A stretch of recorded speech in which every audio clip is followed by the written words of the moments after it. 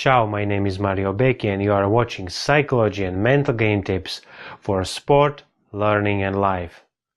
Today I will tell you about how to overcome the fear and how to use psychology on everyday basis as your mental advantage.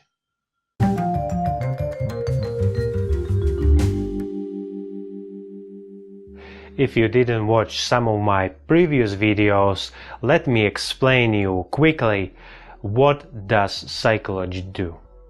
Using psychology means to identify, to describe, and to control our behavior.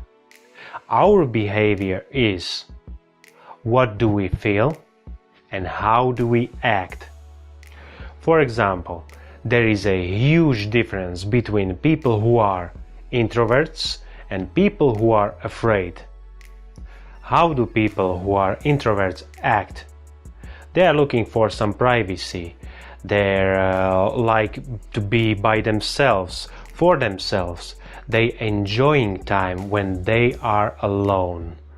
But how do introverts feel? They feel confident in any situation. They don't have problem to socialize. They don't have problem to face their challenges. On the opposite side, the people who are afraid are looking for some privacy just because of their fear. They don't feel secure at some position, at some time, in front of some people. How do feel people who are afraid? Well, they feel the fear, of course. So the difference on this example between introverts and people who are afraid is in a way how they feel. We all have our fears, but there is no reason to have fear that is restricting our life in some way. There are two very simple tips that everybody can use to overcome their fear, at least a little bit. Tip number 1. Always enter the activity you are recognizing as challenging with one positive thought.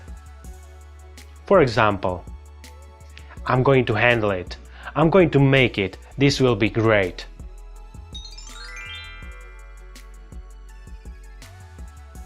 Tip number 2. Always end the activity which you recognize as challenging with one positive thought. Always start the activity and always end the activity with one positive thought. For example, I did well, I did better than yesterday. Maybe it wasn't as I expected, but I will do better next time. When you will learn to strengthen your ability to handle stress, you will need less time and energy to go back to the state of well-being.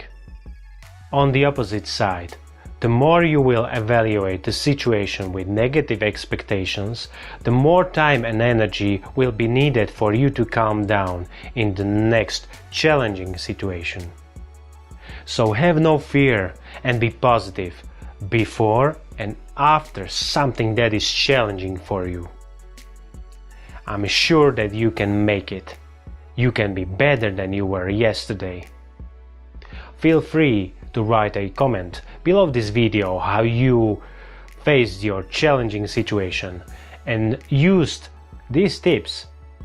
The more you will practice, the stronger you will be. See you in the next video. Ciao.